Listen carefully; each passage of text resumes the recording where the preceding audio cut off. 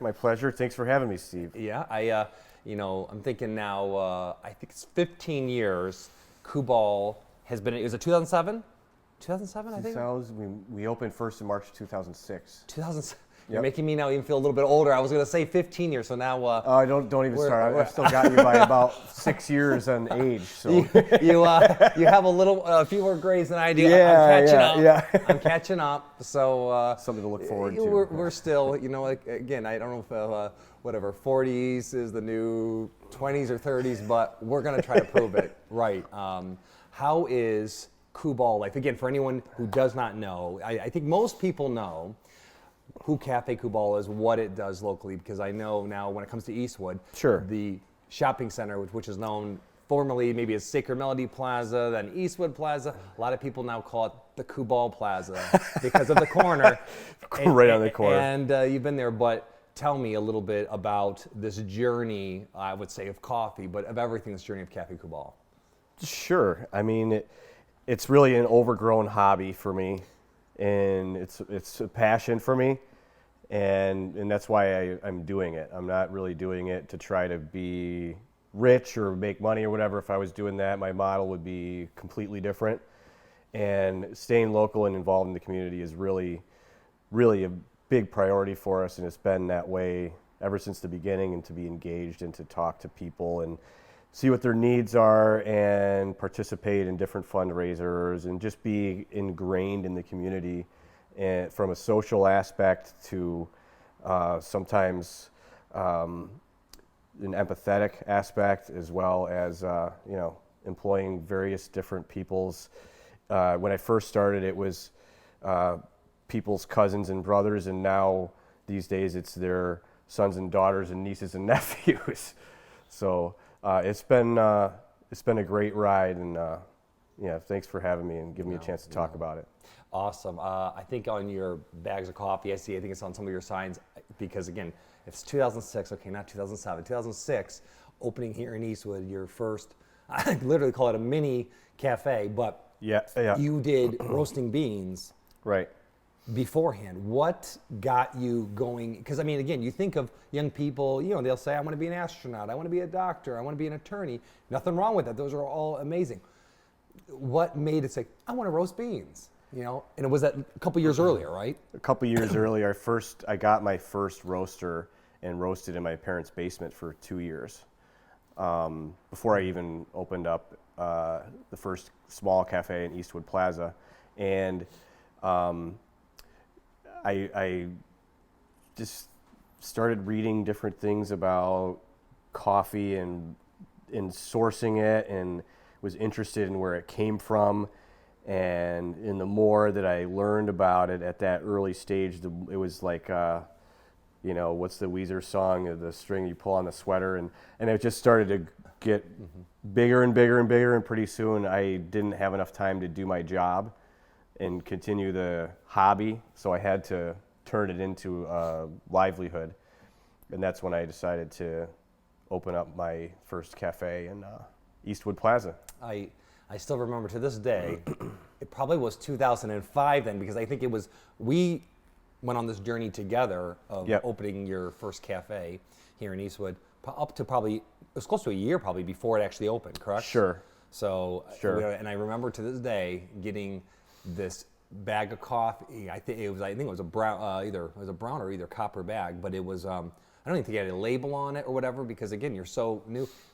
It was like the beans were warm. I mean, I think you had just roasted, and you gave me. I'm like, I've never had like warm beans in my bag, and I knew again up to that time,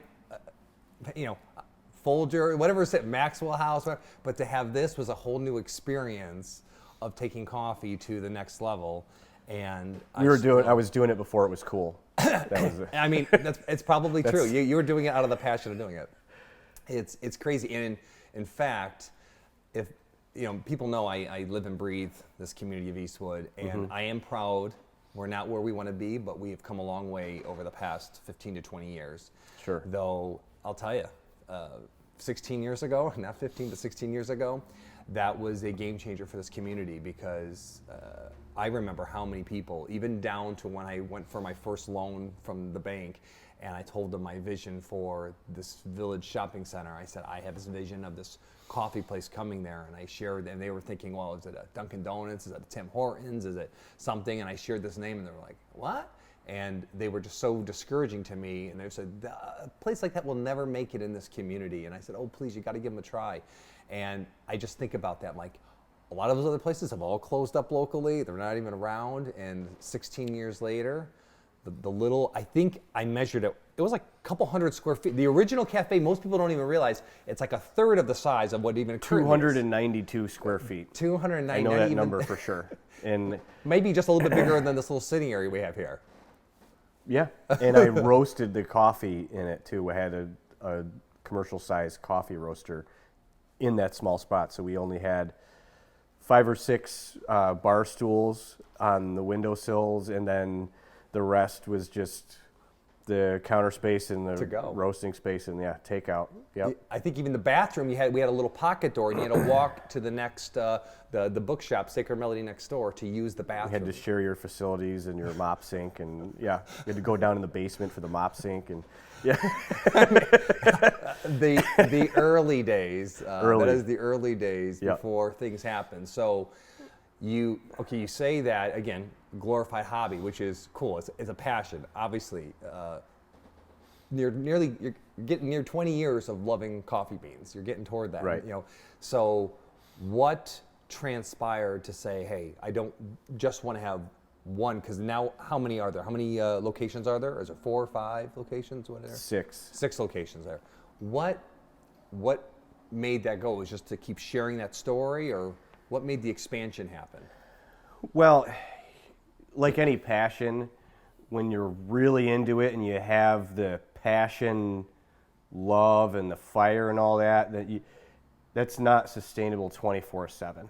So it ebbs and flows, and some of it is based on wins and losses and inspiration versus being discouraged, and you fight through things, and then you go through life and circumstances change and your personal needs change, and it stays in the background and it's there, but then it sometimes it isn't what it was in the beginning, and that does happen. I did experience a span of time where that was not really on fire because of the things surrounding my business climate and my personal life as well. So I think in order to keep things fresh, you have to look to push things forward, because if you stagnate, then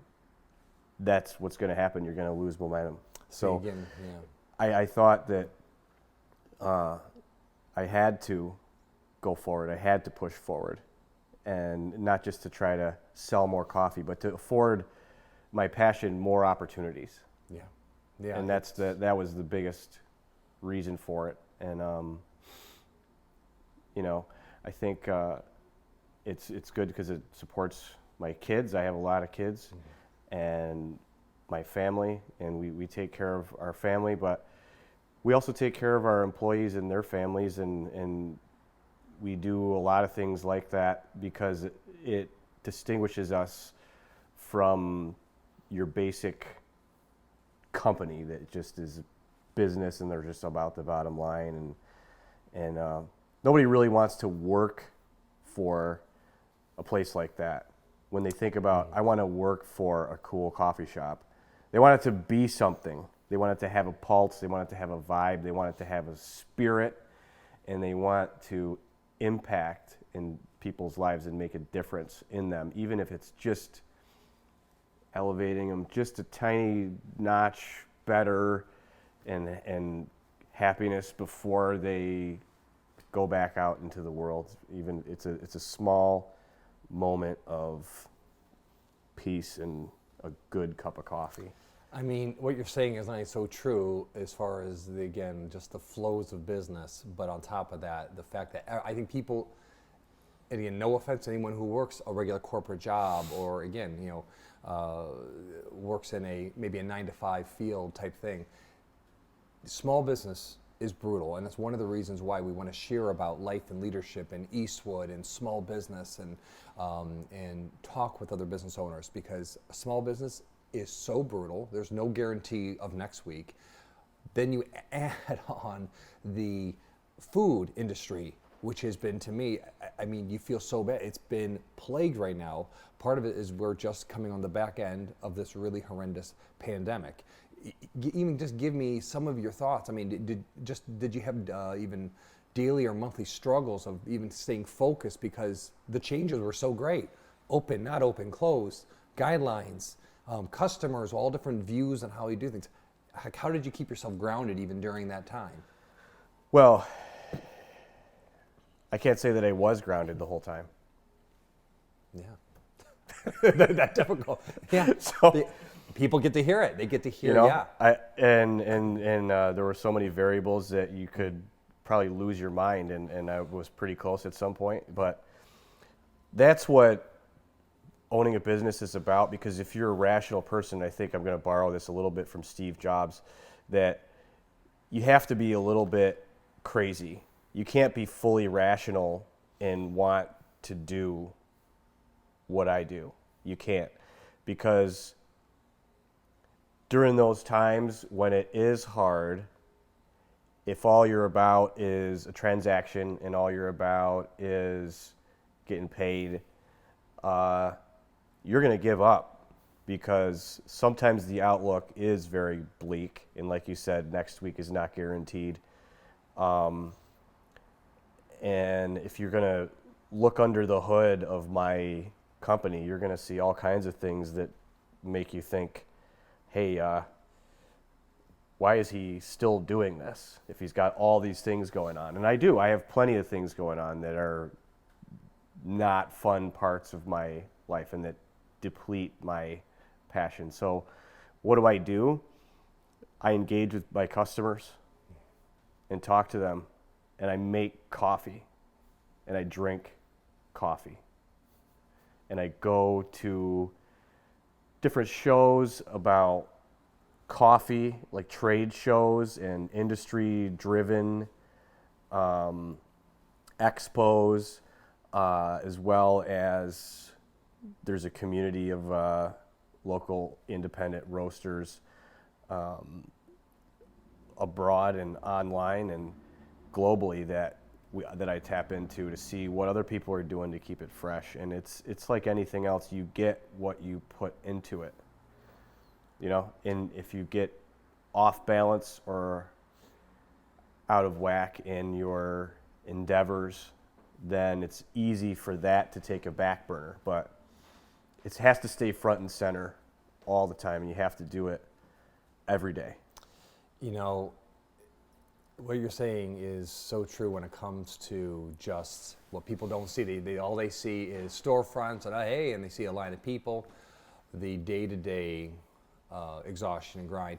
You know what is really cool though is, and again, I think it's the things that sometimes what encourages me as a person is once in a while you'll get a story from someone, either again encouragement from a customer, but also something that I'll encourage you on that is very, very cool.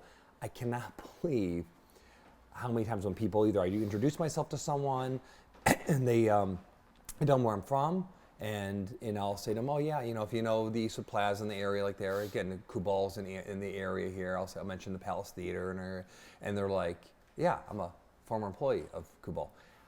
I cannot tell you how many people I'm saying this is an encouragement thing. Yeah. People that are, I mean, if you went down the list of where people were, because you get 15, 16 years or whatever, how many people that have worked at Kubal, some people can say, well, it's a coffee shop, maybe it's a stepping stone.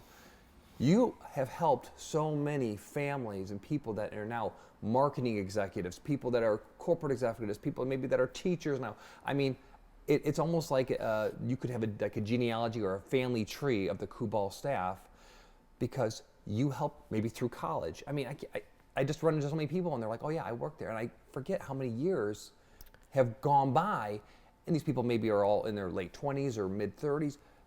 It's amazing. I'm thinking to myself, I wonder if Matt really thinks about the fact you were a piece of their life that they now were able to use to get to where they needed to go.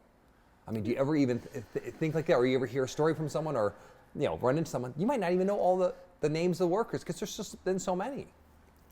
I certainly don't know all the names of all the workers. I mean, I know the ones that I am currently employed, but usually what ends up happening, it's like a file swap. It's like new people come in and other people leave, and I don't think too much of them. There are several, though, that I do know about that do keep in touch. And whenever we bump into each other, whether it be in person or on social media, that we exchange a few kind words and remember that and this. And I do know, I recognize that it has been good for some people and a growing experience, and they get, because the way that I operate the company in leadership is I just don't really hide things from people, and they get close to me, and I work with my employees alongside of them, and the way that it happens is that they know my ideas, they know my mind, things I'm considering doing, they know my irons in the fire, they know my struggles, they know when things go bad, and if something breaks, I'm usually the one who is in person there with a wrench trying to get it fixed quickly, and they can identify, like, oh my gosh, this is like, he like needs this to work, and he's stressed about this, like trying to fix this ice maker or whatever.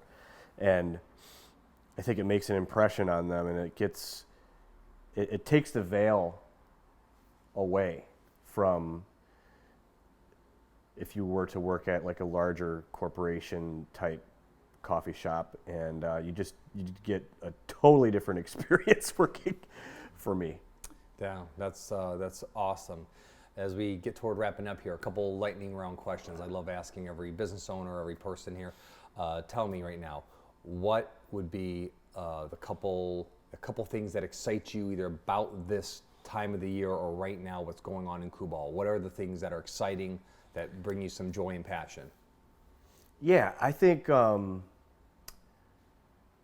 it's training brand new employees that helps me, and I've started doing that quite a bit more, where part of their training program and how they make drinks is with me personally showing them how to make an espresso, how to steam milk for a cappuccino.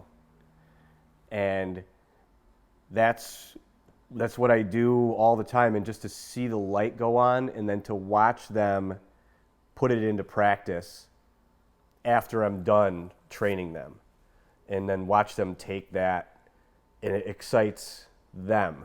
I feel like I have shown them something that they like, that is exciting to them, and then to look at the customer's reaction when they see a well-made latte. That's awesome. And that is what that progression is good for me. It's good for the employee. And it's great for the customer. That's very cool. Give me a challenge right now. What is a challenge you're facing right now going on in life in Kubal?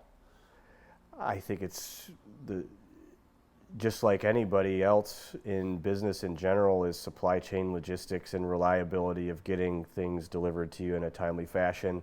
It's not as bad as it once was a few months ago, but it's still a wild card. There are a lot of different factors that are contributing to that, and inflation and all these different things. But if you look hard enough, everything that is a challenge, it sounds cliche, but it's an opportunity to do something innovative. Too true. Yeah. We're getting toward holiday season time again, and obviously there's nothing like coffee in cooler weather. So tell me, how can not just Eastwood, but for all your locations that you have, how can your customers, people watching this podcast, what can we do to support you besides just buying a cup of coffee? Is there holiday specials on getting beans, merchandise? I'm assuming you have gift cards. Share anything about how Sure. can people support the Kubal way of life?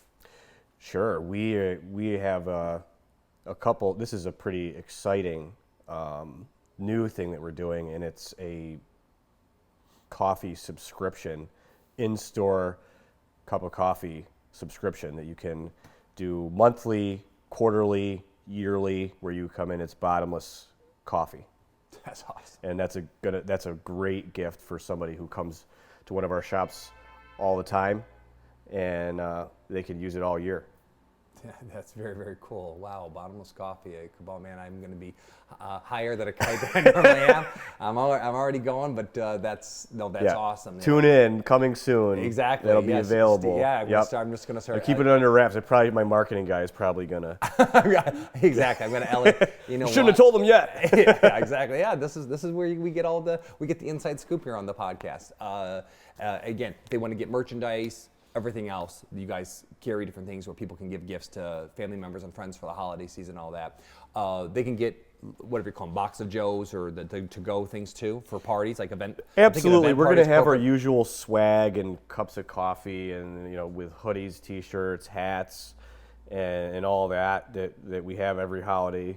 And the Roasters membership is a good thing to get because you can get a 25% discount on beans for a whole year as well. So if you buy beans for your home or business, you can save all year if you buy a Roasters membership. And it's $35 for the year, but you can save way more than that. So it's just to reward you for your loyalty. So there's that is also good too. That's awesome. Well, again, appreciate you and I coming on today. Of course. I know Eastwood truly thanks you. A lot of people, I mean, the amount of hundreds of new residents coming to the area, people that have relocated here, they don't know all the backstory. I'm hoping people will chime in, subscribe, be part of hearing your story, because again, a lot of people don't realize that 15, 16 years ago, there was no independent coffee roaster here in this community. As we know, going down the main James Street here, there wasn't a whole lot of anything. There wasn't. It was a really, you literally were probably one of the first to start bringing this trend of local businesses. And as you mentioned when it came to your coffee beans earlier, it's like we did it before it was cool. Now, now there is a revitalization going on, and I'm thrilled. I'm excited. We did it when it was not cool and people didn't buy into it, and yet, but you set out with a vision. You do it because you love it.